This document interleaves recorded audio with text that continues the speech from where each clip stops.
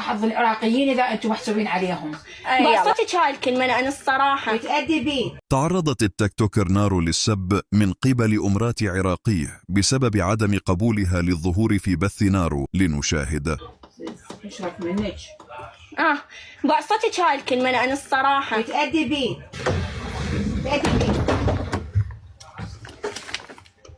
باتي لاست انفخ خلاص هاي الحلقه بخاطر الحكومه ما حاسكت. مكان عام. انت قلتيها مكان عام يعني تسكتين وما تحكين ولا كلمه، فهمتي لو لا؟ يلا ما عاجبك تقومين فورا. احترمتك لان قدموا بس انت مو مال احترام.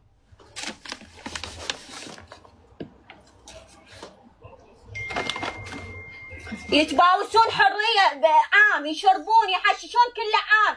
المانيا من حقوق مالك حق انت تتدخلين، شي ما عاجبك تقومين منه فورا.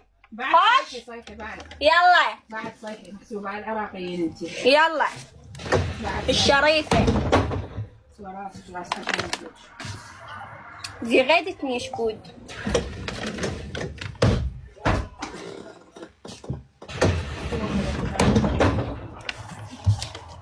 خلاص حاسكت الخاطر حكومه.